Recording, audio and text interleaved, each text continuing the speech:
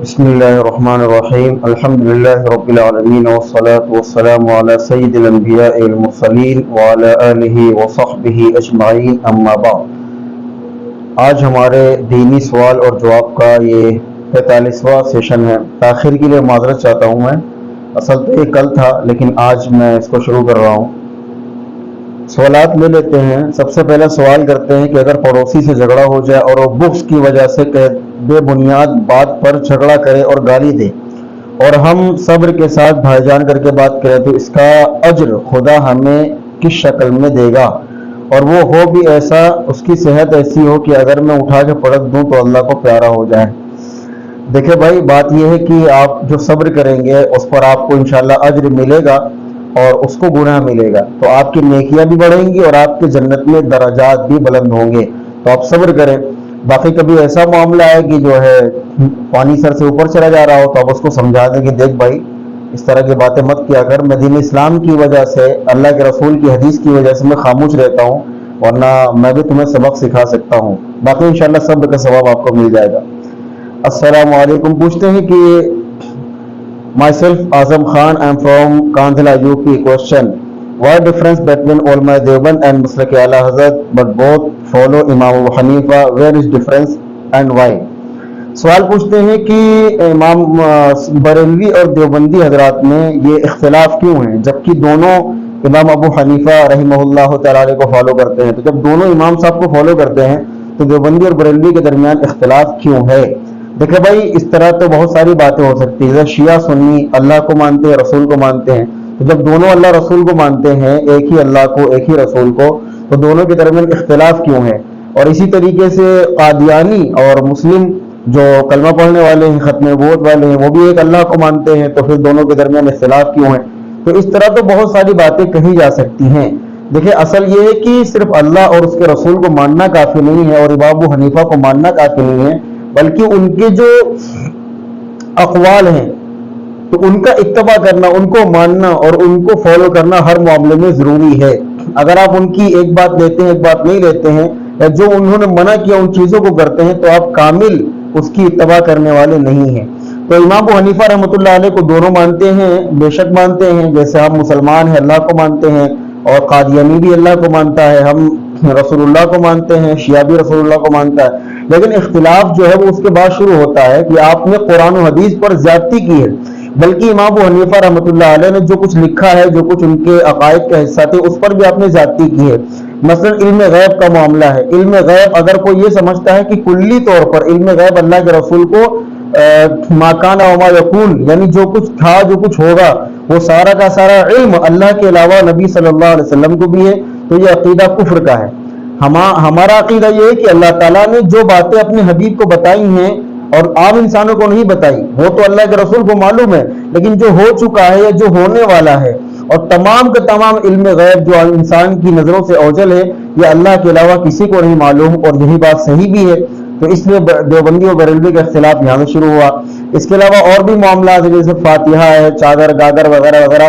امام ابو حنیفہ نے یہ باتیں نہیں لکھی ہیں لیکن وہ کر رہے ہیں، تو یہ اختلافات ہیں۔ باقی اللہ تعالیٰ ہر ایک کو ہدایت نصیب فرمائے۔ اگر کوئی اللہ کی دی ہوئی آزمائشوں پر صبر کیے ہوئے اور پھر بھول چوک نفس کی خواہش کی وجہ سے کچھ گناہ اس سے ہو جائے تو وہ ان گناہوں کی معافی بھی مانگ لے، تو کیا اس گناہ کی پکڑ آخرت میں ہوگی؟ کیا اس کا انجام بھی باقی لوگوں کی طرح ہوگا جو دنیا میں عیش کی زندگی کاٹ رہے ہوں اور وہ دنیا کی محتاجگی والی زندگی گزار رہا ہو؟ عمران صاحب دہرادون سے۔ دیکھیں بھائی، توبہ کرنے کے بعد گناہ جو ہے وہ مٹ جاتا ہے۔ دیکھیں کبیرہ گناہ کرنا بہت بڑا جرم ہے، گناہ ہے۔ اگر انسان بغیر توبہ کے مرے گا تو وہ ملعون ہے اور جہنم میں جانے والا اس کا وہ گناہ ہے لے جانے والا۔ لیکن اگر انسان توبہ کر لیتا ہے تو حدیث میں آتا ہے التائب من الذنب کمن لا ذنب لہ، گناہ کر کے توبہ کرنے والا ایسا ہے جیسا اس نے گناہ کیا ہی نہیں ہے۔ ایک حدیث میں آتا ہے کہ گناہ، میں مثال دے رہا ہوں مثالاً، کہ توبہ گناہوں کو اس طرح صاف کرتا ہے جیسے استورہ بال کو صاف کر دیتا ہے۔ تو توبہ کرنے کے بعد تو انشاءاللہ گناہوں کی پکڑ نہیں ہوگی، بشرطے کہ آپ کی توبہ جو ہے وہ پکی ہو اور مضبوط ہو۔ یہ نہ ہو کہ زبانی توبہ ہو اور دل میں پھر وہ گناہ کرنے کی لالچ ہو، حرص ہو، نیت ہو، تو اس طرح توبہ معتبر نہیں ہوتی۔ بلکہ توبہ کے لیے ضروری ہے کہ جو گناہ ہوا ہے اس کا مکمل افسوس ہو کہ یار یہ واقعی میں غلط تھا، نہیں کرنا چاہیے تھا، افسوس ہو، آئندہ گناہ نہ کرنے کی نیت ہو۔ اب بعض اوقات یہ ہوتا ہے کہ انسان گناہ، جیسے مثال کے طور پر انسان کا کاروبار ہی پورا حرام پر ہے، حرام کما رہا ہے، اب اس نے ایک وقت کا کھانا کھایا، وہ کہ اللہ پاک معاف کر دے میں نے حرام کھایا، جبکہ جب بزنس ہی حرام کا آپ کا ہے تو آپ جب بزنس کو ختم کریں گے یا جو بھی اس کی شکل علماء سے پوچھ کر آپ نکالیں گے پھر وہ معاملات حل ہوگے نا۔ تو گناہ چھوڑنے کی نیت کرنا شرط ہے توبہ کے لیے، اور سچی ندامت کا ہونا بھی شرط ہے۔ تو اور بھی شرائط ہیں، تو ان شرائط کے ساتھ میں توبہ قبول ہو جاتی ہے۔ تو اگر بندہ دل سے توبہ کرتا ہے تو اس کے گناہ معاف ہو جاتے ہیں اور آخرت میں اس کی پکڑ نہیں ہوگی۔ صحابہ کرام جب ایمان لائے تو بہت سارے گناہ ان سے پہلے ہو چکے تھے، لیکن توبہ کیا اور رسول اللہ کے ہاتھ پر ایمان میں داخل ہوئے، اور اس کے بعد ان کو جنت کی بشارت سنائی گئی۔ تو توبہ سے دل صاف ہو جاتا ہے اور گناہ معاف ہو جاتا ہے۔ بعض اوقات شیطان پٹی پڑھاتا ہے کہ یار کیوں جو ہے گناہ کی سزا تمہیں ملے گی، توبہ پتہ نہیں قبول ہوئی نہ ہوئی، ان چکروں میں نہ پڑے۔ آپ کے دل میں اگر افسوس ہے تو توبہ قبول ہے۔ ہاں، توبہ کی آس پر گناہ کرنا یہ بھی نادانی، یہ بھی شیطانی جال ہے۔ السلام علیکم ورحمۃ اللہ، میں UP 58 خلیل آباد سے۔ میرا سوال یہ ہے کہ میں نے آج سے کچھ مہینے پہلے خواب دیکھا تھا کہ میں کچھ اجنبی لوگوں کو دیکھ رہا تھا، جب پاس کیا تو پتہ چلا کہ ایک صحابی لوگ ہیں اور ان میں ہمارے نبی بھی تشریف فرما تھے، مگر ہم نے ان کا دیدار نہیں کیا، دیدار سے محروم رہے، ہم بہت پیچھے تھے، اس کے لیے میں نے آپ سے کہا نمبر میسنجر پر وغیرہ وغیرہ وغیرہ وغیرہ۔ جاوید صاحب پوچھتے ہیں خلیل آباد سے۔ دیکھیں، نبی صلی اللہ علیہ وسلم کا دیدار کرنا بہت ہی زیادہ شرف اور عزت کی بات ہے، تو لہٰذا آپ کو چاہیے کہ سنتوں میں اضافہ کریں، اور اگر کوئی احکام چھوٹے نبی صلی اللہ علیہ وسلم کے تو اس کو پورا کریں، اور سنتوں میں خوب دھیان لگائیں، ہر سنت کو پورا کریں، اور اس کے علاوہ جو ہے درود شریف کا اہتمام کریں تو انشاءاللہ آپ کو دیدار نصیب ہو جائے گا۔ السلام علیکم۔ وعلیکم السلام۔ امتیاز صاحب گورکھپور سے کہتے ہیں کہ ہم یہاں سعودی میں رہتے ہیں، ہم عمرہ کرنے جاتے ہیں، بس تو پہلے کعبہ جاتے ہیں، عمرہ کرتے ہیں، پھر مدینہ کی زیارت کرنے بس سے لے کر جاتا ہے، پھر اسی شام کو واپس مکہ میں آ جاتے ہیں ہم لوگ، تو پھر سے وہی احرام میں اسی دن کی شام دوبارہ عمرہ کر سکتے ہیں۔ بھائی دیکھیں، احرام کا جو مطلب ہوتا ہے وہ صرف کپڑے بدلنا نہیں ہوتا، احرام کا مطلب ہوتا ہے کہ حج یا عمرے کی نیت سے کچھ کاموں پر پابندی لگ جانا۔ تو اگر آپ نے عمرہ کیا ہے، احرام آپ نے نہیں کھولا ہے، تو آپ نے حلق وغیرہ کروا لیا، تو آپ دوبارہ پھر اسی احرام میں عمرہ کر سکتے ہیں میقات پر جا کر کے۔ تو مدینہ چونکہ میقات ہے تو آپ وہاں سے آئے ہیں، تو آپ وہاں سے ہی عمرے کی نیت کر کے اسی احرام میں عمرہ کر سکتے ہیں۔ سلمان قریشی جدہ سے پوچھتے ہیں کہ میرا 5 روزے چھوٹ گئے تھے رمضان کی طبیعت خراب کی وجہ سے، ایک ساتھ رکھنا ہے یا الگ الگ؟ ایک ساتھ رکھ لیں تو زیادہ بہتر ہے، ورنہ الگ الگ بھی آپ رکھ سکتے ہیں۔ السلام علیکم۔ وعلیکم السلام۔ میرا نام محمد دانش انصاری، میں UP امروہہ سے ہوں۔ میرا سوال یہ ہے کہ میں نے اکثر دیکھا ہے کہ تبلیغی جماعت والے جب بات کرتے ہیں تو ایک واقعہ وہ سناتے ہیں۔ واقعہ اس پرکار ہے کہ ایسی مجلس کو اللہ تعالیٰ معصوم فرشتے ڈھونڈتے پھرتے ہیں، جہاں ایسی مجلس سے لگی ہوتی ہے زمین پر آسمان سے قطار لگا لیتے ہیں وغیرہ وغیرہ، بہت لمبی چوڑی انہوں نے لکھا ہے، اور یہ پوچھتے ہیں کہ یہ جو حدیث بیان کرتے ہیں جماعت والے، کیا اس طرح کی کوئی حدیث ہے، کیا وہ صحیح بیان کرتے ہیں؟ تو جواباً عرض ہے کہ جی ہاں، وہ جو بیان کرتے ہیں وہ صحیح بیان کرتے ہیں۔ بخاری مسلم وغیرہ کی حدیث میں یہ واقعہ مذکور ہے کہ فرشتوں کی ایک جماعت ہے جو زمین میں پھرتی ہے اور ان لوگوں کی مجالس کو تلاش کرتی ہے جو اللہ کا ذکر کرتے ہیں، تو چونکہ بیان کرنا بھی اللہ کا ذکر ہے، اور پھر وہ جو پورا پروسیس آپ نے بیان کیا ہو بہو اسی طرح حدیث میں موجود ہے۔ آپ چاہیں تو بخاری مسلم اور دیگر سیاستہ کی احادیث کی کتب میں فضائل ذکر میں یہ باب پڑھ سکتے ہیں۔ اچھا بھائی، یہ میں نے حوالہ دے دیا اس کا۔ اور پوچھتے ہیں کہ یہ بھی کہتے ہیں کہ تھوڑی دیر کی غور فکر کرنا 60 یا 70 سال کی نفلی عبادت سے افضل ہے، کیا یہ صحیح؟ دیکھیں، فضائل اعمال میں ایک بات لکھی ہے کہ اللہ کی قدرت پر غور کرنا، یہ تھوڑی دیر کا غور کرنا 60 یا 70 سال کی نفلی عبادت سے بہتر ہے۔ تو ہو سکتا ہے یہ بات اسی لحاظ سے لی جائے تو ٹھیک ہو، یا ہو سکتا ہے بھائی اس طرح کے الفاظ تو احادیث میں تو بہرحال میری نظر سے نہیں گزرے ہیں۔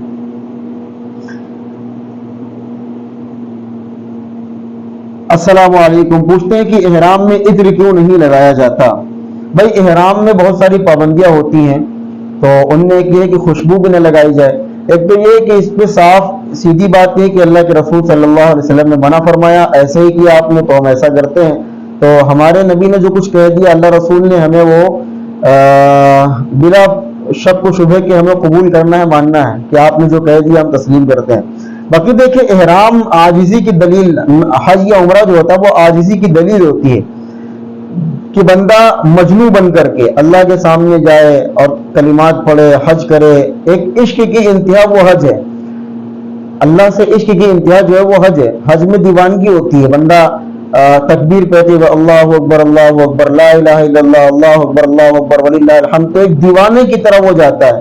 چونکہ دیوانے کے لیے زیب و زینت نہیں ہوتی نا، وہ تو بالکل ایسے ہی ہوتا ہے پڑا گندہ بالکل۔ تو اس طرح اللہ رب العزت نے حکم دیا کہ میرے دربار میں جب آؤ تو ساری زیب و زینت کو ختم کر کے 2 چادروں میں آؤ، چپل تک نہ پہنو اس طرح کی جس سے پورا پیر بند ہو جائے۔ تو یہ دیوانگی ہے، اور اس میں خالص انسان کو دیوانہ حالت میں اللہ تعالیٰ بلاتے ہیں۔ تو اس میں زیب و زینت کی چیزیں منع ہیں تاکہ پتہ چلے کہ تم رب کے پاس آئے، رب کے دیدار کے لیے آئے ہو۔ بدعتی کے پیچھے نماز پڑھنا کیسا ہے؟ بدعتی کے پیچھے نماز پڑھنا جائز نہیں ہے۔ السلام علیکم، معراج خان یو پی سیتاپور سے پوچھتے ہیں حضرت کیا رفع الیدین کرنا صحیح ہے؟ اگر غلط ہے تو جو لوگ کرتے ہیں کیا ان کی نماز ہوتی ہے؟ Answer please. دیکھیں رفع الیدین کرنا صحیح ہے اور رفع الیدین نہ کرنا بھی صحیح ہے۔ اصل میں دونوں طرح کی احادیث ملتی ہیں، اللہ کے نبی صلی اللہ علیہ وسلم نے کیا ہے اور نہیں بھی کیا ہے۔ تو حنفی مسلک میں جو لوگ ہیں، مثال کے طور پر میں امام ابو حنیفہ رحمۃ اللہ علیہ کی فقہ کو فالو کرتا ہوں، تو اس میں یہ ہے کہ حضور صلی اللہ علیہ وسلم کی حدیث ہے، عبداللہ بن مسعود رضی اللہ تعالیٰ عنہ فرماتے ہیں کہ انہوں نے تابعین سے اپنے شاگردوں سے کہا کہ الا اصلی بکم صلاۃ رسول اللہ صلی اللہ علیہ وسلم فصلی فلم یرفع یدیہ الا فی اول مرہ او کما قال۔ ترمذی میں یہ حدیث موجود ہے، صحیح حدیث ہے کہ عبداللہ بن مسعود نے کہا کہ کیا میں تمہیں نبی والی نماز پڑھ کے نہ دکھاؤں؟ تو لوگوں نے کہا کہ ضرور دکھائیے۔ تو انہوں نے کیا کیا کہ انہوں نے تمام نماز پڑھی اور اپنے ہاتھوں کو نہیں اٹھایا، رفع الیدین نہیں کیا سوائے تکبیر تحریمہ میں۔ تو اس حدیث کو صحیح کہا جاتا، صحیح ہے۔ اس کو امام کیا بولتے ہیں وہ ترمذی نے حسن لکھا ہے، حسن صحیح لکھا ہے۔ اسی طریقے سے اور بھی لوگ ہیں، البانی رحمہ اللہ تعالی انہوں نے بھی صحیح لکھا ہے، شیخ بن باز رحمۃ اللہ علیہ سعودی عرب کے مفتی گزرے وہ بھی انہوں نے بھی صحیح لکھا ہے۔ باقی رفع الیدین کرنا بھی ثابت ہے۔ تو ہم یہ کہتے ہیں کہ رفع الیدین جو کرتے ہیں وہ بھی ٹھیک ہے، نہیں کرتے وہ بھی ٹھیک ہے، اور ہم رفع الیدین کو منسوخ مانتے ہیں، یعنی حکم ختم ہو گیا۔ مثال کے طور پر پہلے 2 سجدوں میں رفع الیدین تھا، 2 سجدوں کا رفع الیدین نبی نے چھوڑ دیا۔ اسی طریقے سے نبی صلی اللہ علیہ وسلم نے بار بار رکوع میں جاتے ہوئے اٹھتے ہوئے رفع الیدین کرتے تھے، وہ بھی چھوڑ دیا۔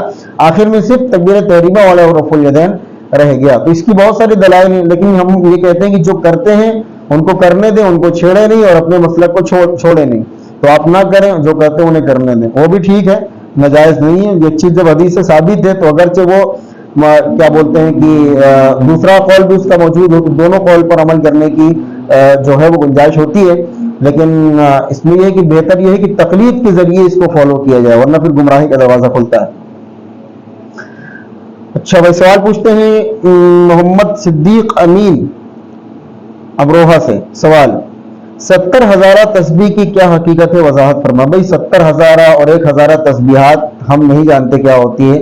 نبی صلی اللہ علیہ وسلم نے جو اذکار بتایا بہت مختصر ہے، تو آپ ان کو پڑھ لیا کریں۔ باقی 70 ہزارہ 80 ہزارہ اللہ یہ جو بتاتے ہیں ان سے پوچھا کریں۔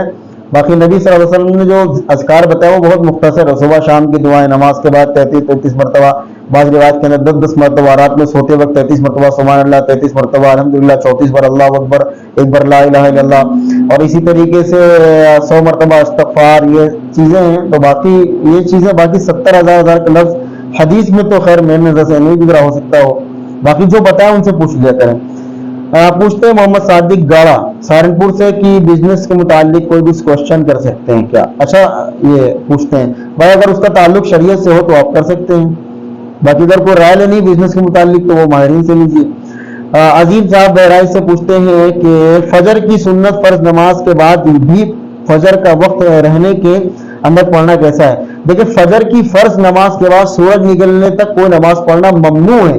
اس پر ترمذی شریف، تحاوی اور بہت ساری کتابوں کے اندر باقاعدہ اس لفظ کے ساتھ حدیث موجود ہے کہ سورج نکلنے تک آپ کی جو رکعتیں رہ جائیں اس کو نہ پڑھیں، اور 2 وقتوں میں نماز پڑھنا مکروہ ہے، فجر کی نماز کے بعد سے لے کر کے سورج نکلنے تک، اور اسی طریقے سے عصر کی نماز کے بعد سے سورج غروب ہونے تک۔ یہ تو احادیث میں کثرت سے آیا ہے۔